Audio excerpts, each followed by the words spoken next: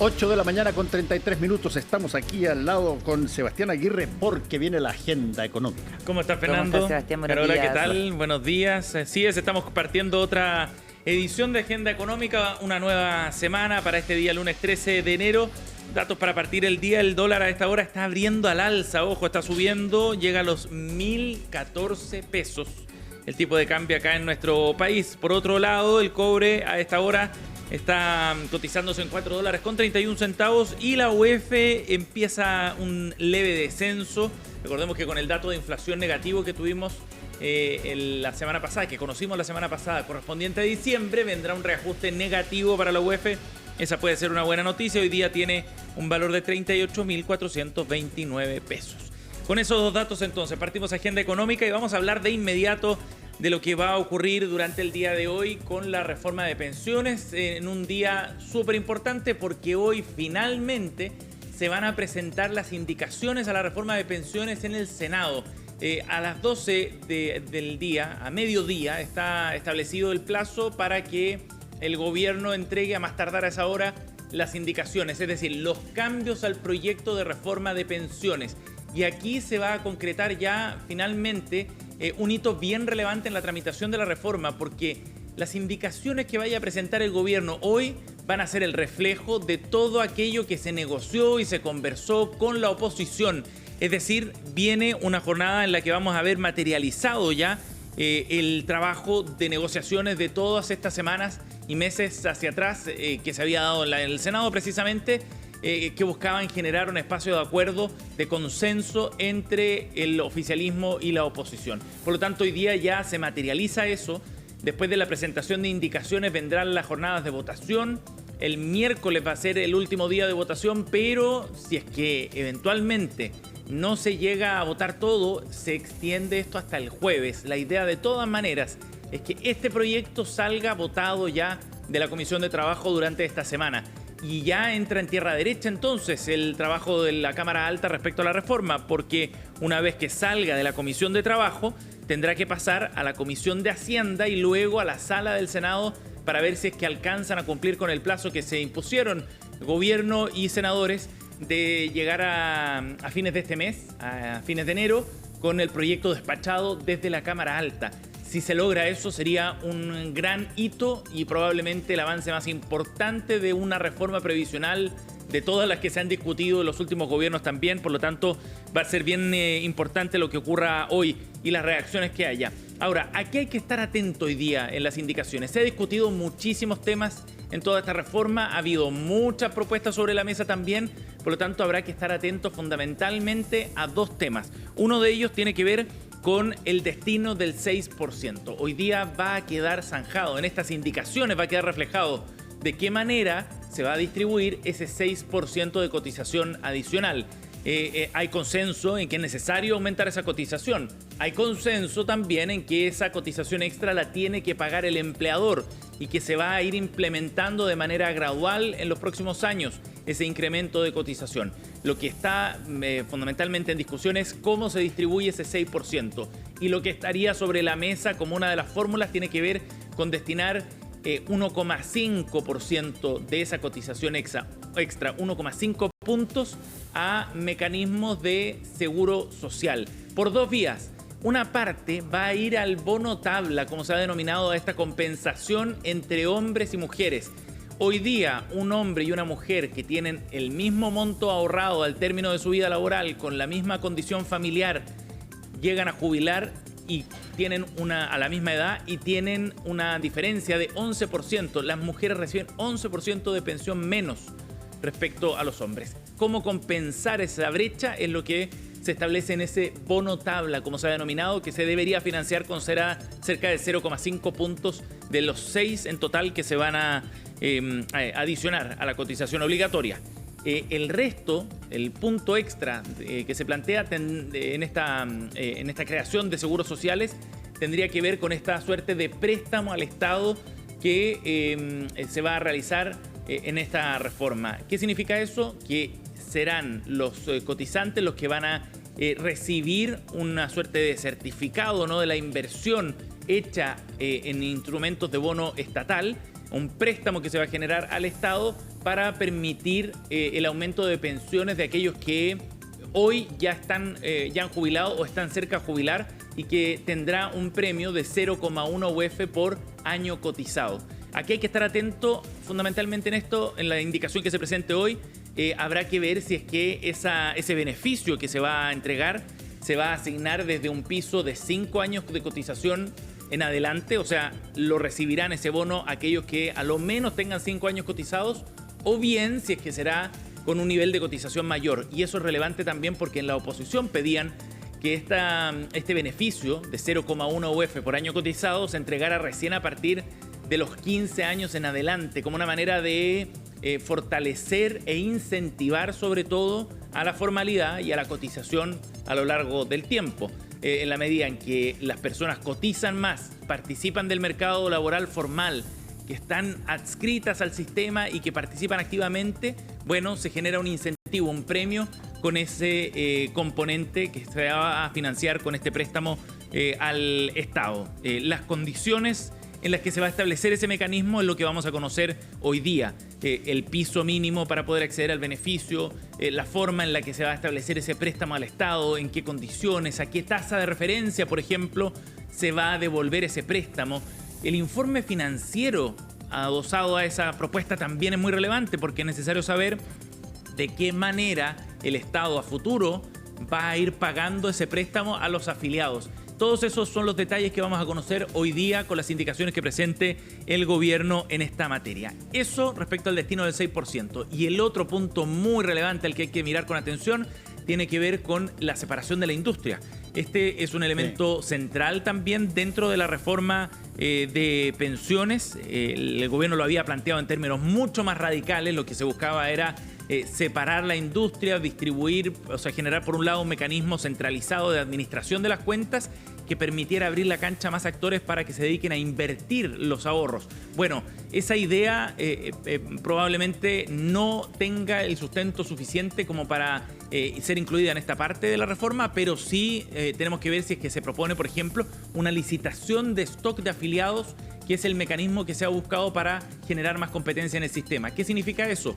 Que cada 1 o 2 años se generaría una licitación del 10% del total de afiliados que estamos hoy día en el sistema.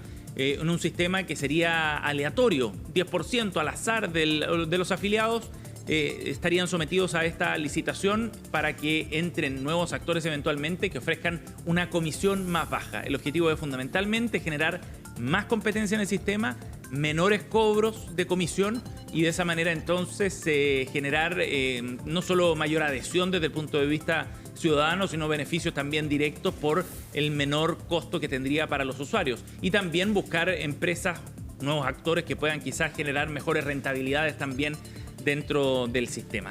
El mecanismo de licitación de stock de afiliados aparece como uno de los caminos más probables en esta línea. Tiene sus críticas también desde el punto de vista técnico, pero fíjense que hoy día justamente el Diario Financiero publica datos de un panel que realiza periódicamente encuestas y sondeos dentro del panel de políticas públicas. Aquí distintos expertos y economistas responden a las preguntas propuestas por este panel de la Escuela de Gobierno de la Universidad Católica. Se consulta precisamente sobre este tema.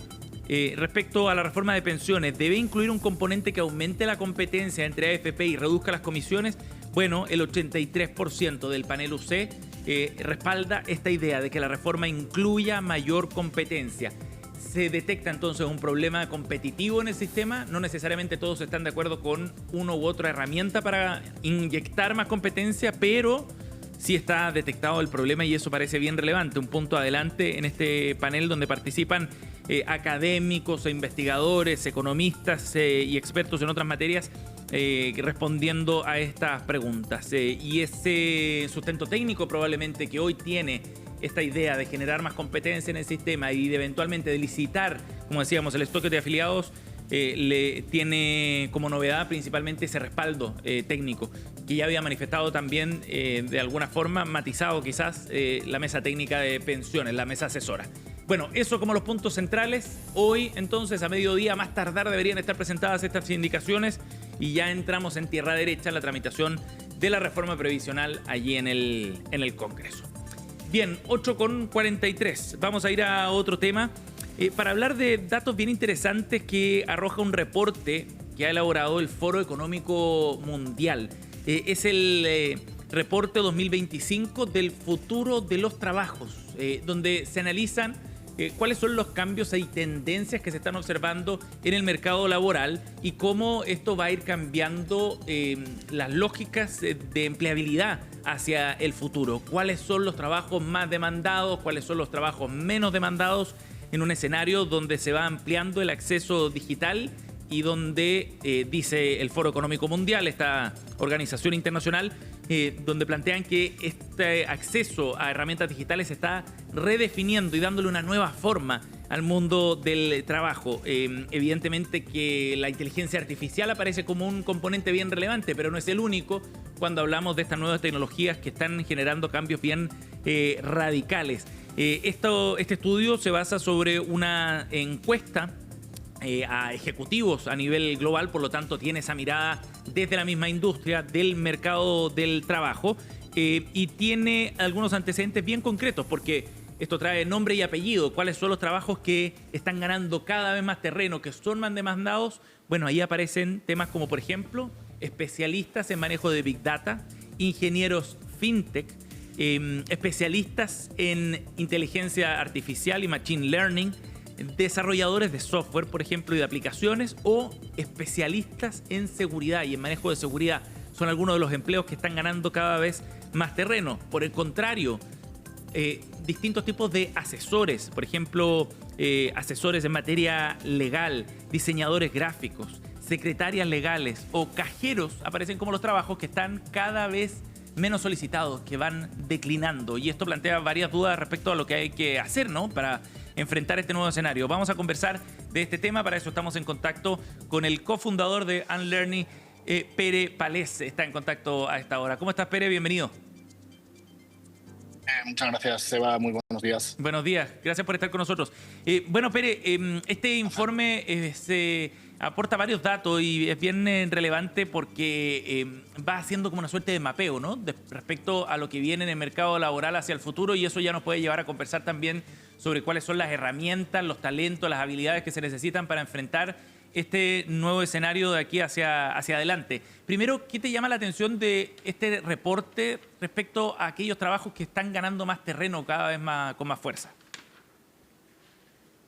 Y en principio, Seba, la verdad es que el informe del futuro del trabajo del World Economic Forum, como sabes, es un informe anual y un poco viene incorporando datos y tendencias que no son más que la continuación de los anteriores y un poco fortalecen la visión que teníamos en los últimos años del reforzamiento de determinados perfiles, de determinadas habilidades y, por el contrario, del declive de otras habilidades, otras posiciones, otros roles en el mundo de la empresa que vienen estando pues un poco rearmándose, reconfigurándose dentro del mercado laboral. Pere, ¿qué características tienen en común los trabajos que son más demandados, aquellos trabajos que están, digamos, al alza? ¿Qué características ves en ellos?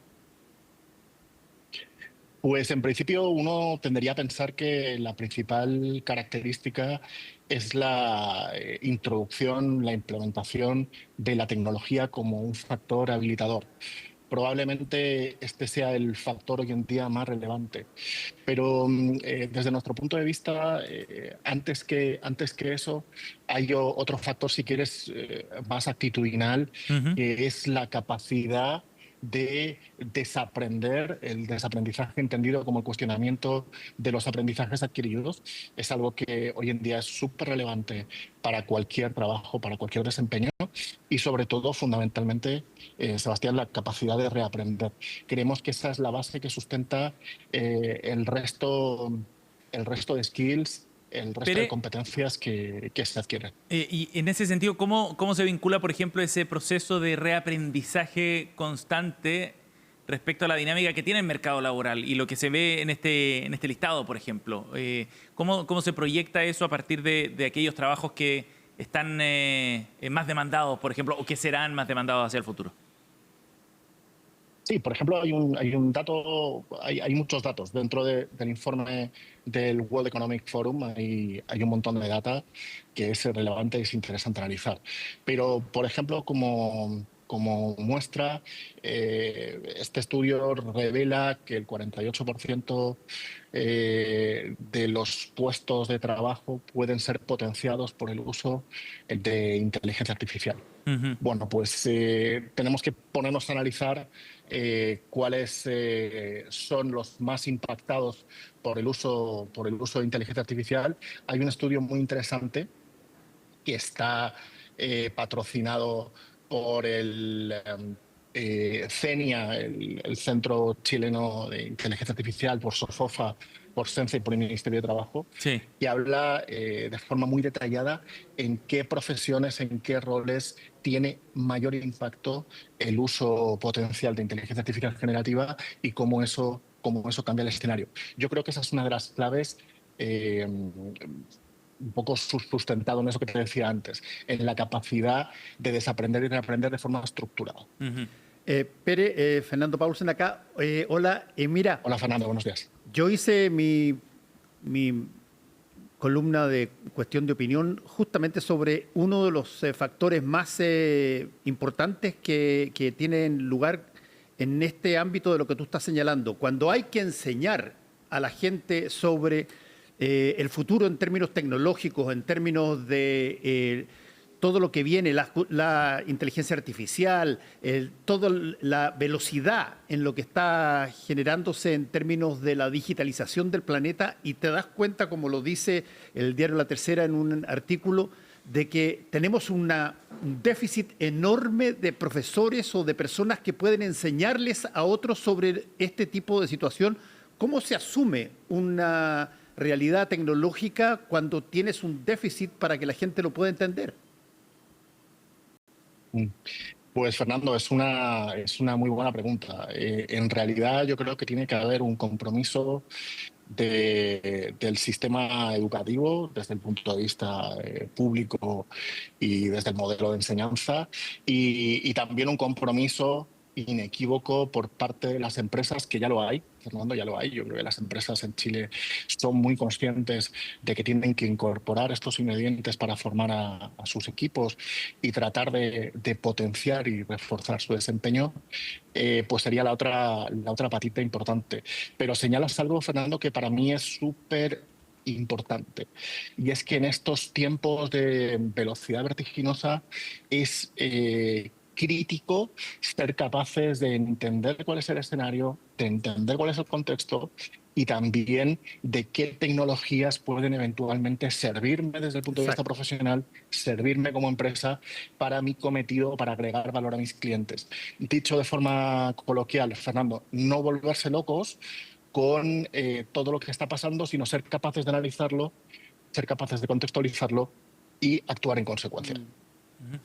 Pere, y respecto a los trabajos que van a la baja, digamos, los que son menos demandados, ¿qué factores están ahí presentes también y hacen más detectable, digamos, a esos sectores en los que quizás se va a necesitar menos trabajadores? Parece bien relevante también tener a la vista todo eso, sobre todo cuando hay muchas personas que están decidiendo futuros académicos, por ejemplo, o laborales por estos días.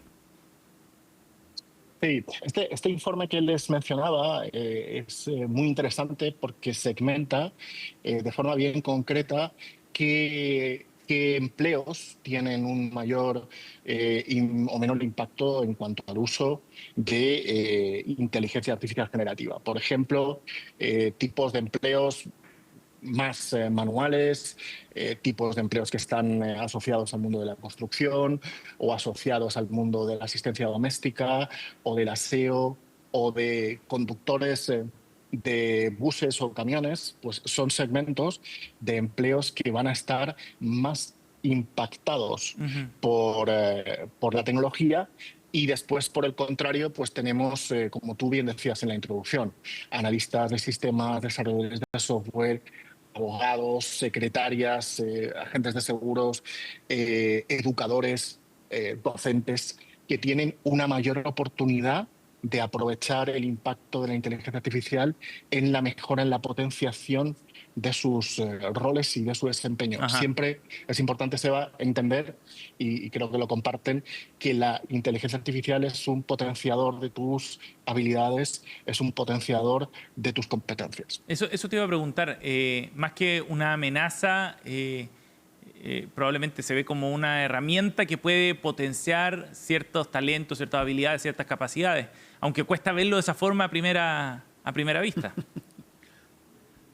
Sí, cuesta verlo, pero este mismo informe del World Economic Forum, Ujú. Sebastián, arroja una cifra que después hay que tomarla con pinzas, pero creo que es una muestra inequívoca de cuál es la tendencia, Ujú. de que se van a crear 170 millones de puestos de trabajo, se van a desplazar a otros 92, pero que va a haber un crecimiento neto de casi 80 millones de empleos nuevos en 2030. Ujú. Eso significa que el mercado del trabajo se está transformando y que hay efectivamente un desplazamiento, pero que el crecimiento neto, Sebastián, es tremendamente importante y eso va a tener consecuencias muy positivas para todos aquellos que formamos parte del De mercado acuerdo. laboral, Eh, sin duda. Pere, por último, porque se nos va el tiempo, pero raya para la suma. ¿Qué talentos, qué capacidades son las que se necesitan para insertarse en este mercado laboral del futuro? Más allá de una tarea específica o de un título y un cartón específico. Talentos y habilidades que hay que desarrollar, que hay que ejercitar. Pues es un muy buen punto, Seba. Realmente es bueno que nuestros auditores sepan que Chile está por encima del promedio de Latinoamérica en cuanto a la adquisición y al desarrollo de competencias digitales, pero sigue estando por debajo del promedio de la OCDE. Eso significa que hay que seguir desarrollando esas habilidades digitales que tienen que ver con muchas cosas, con pensamiento analítico, Ujú. con liderazgo, con capacidad de influir, por supuesto con el conocimiento duro que tenga que ver con inteligencia artificial, pero sobre todo con esa capacidad, Sebastián, de conjugar el ser humano y la tecnología y entender que el ser humano sigue siendo el que hace las preguntas y la tecnología va a ser la que nos aporte más y mejores respuestas. De acuerdo. Yo creo que esa capacidad, esas habilidades son las que priman hoy en día para cualquier profesional que se precie y que quiera estar integrado en el mercado laboral.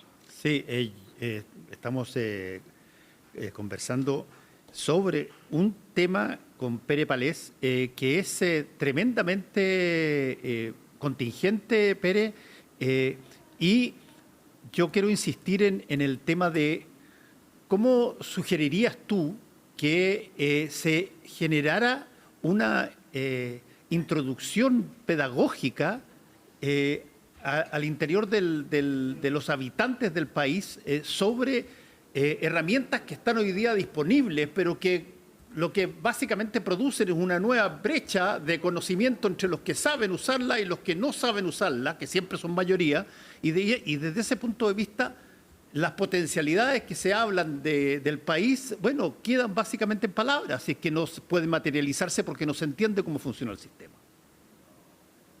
Mm.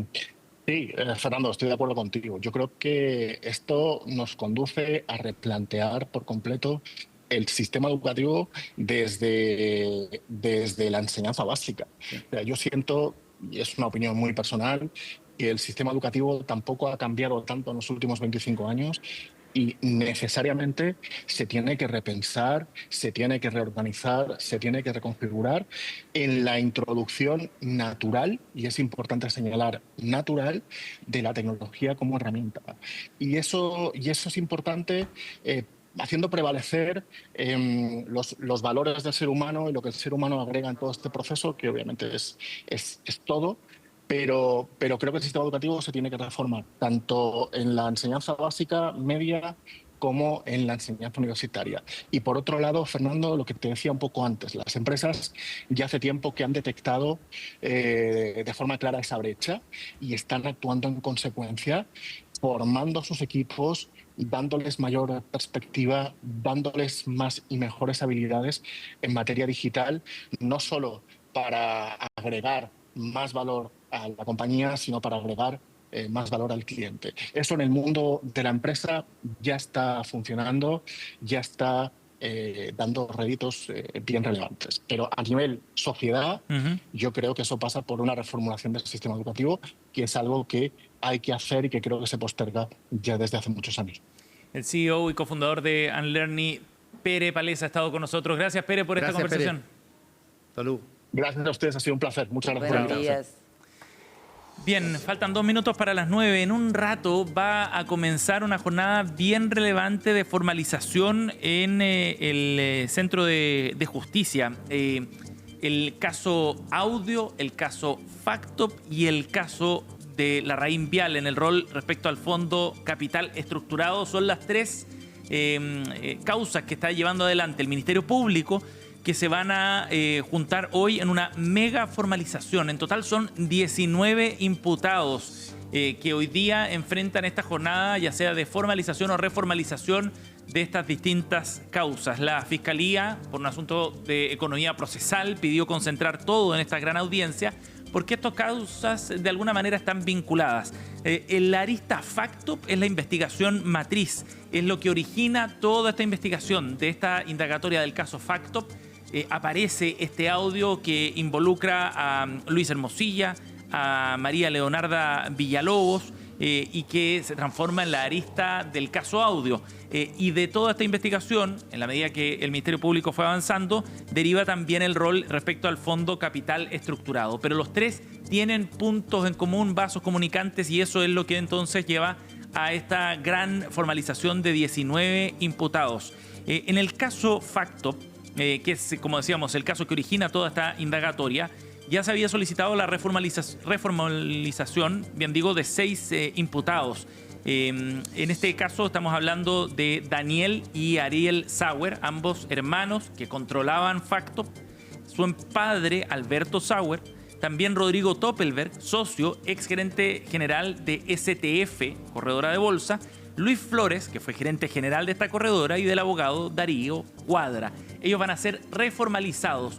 Lo que ha trascendido es que se presentarían nuevos antecedentes de esta investigación, en las cuales están formalizados por estafa, delitos contra la ley de mercado de valores, delitos a la ley general de bancos por la caída de esta firma que prestaba distintos servicios financieros. Todos ellos entonces serán reformalizados en el día de hoy, los 6 involucrados en esta causa, que también vincula a Antonio Jalaf, a Álvaro Jalaf y a Cristian Menichetti. Ellos 3 están vinculados a Grupo Patio y están vinculados a otra de las aristas de investigación, la que tiene que ver, como decíamos, con el Fondo Capital Estructurado.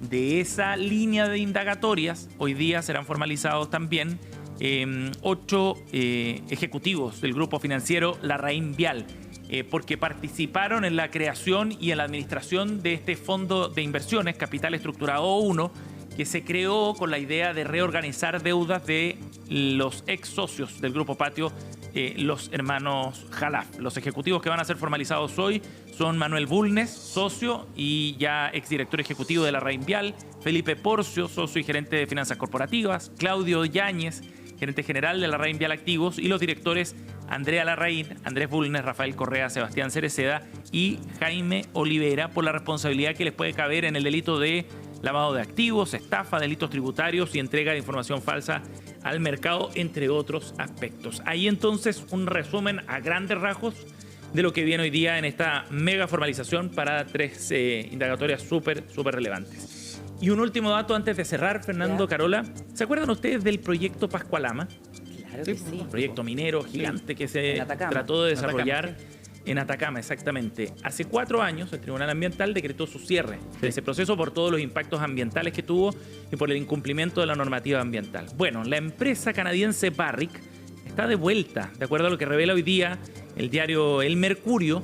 Está planeando volver a desarrollar un nuevo megaproyecto de oro en la misma región, ahí en Atacama, cerca de donde estaba el yacimiento de Pascualama.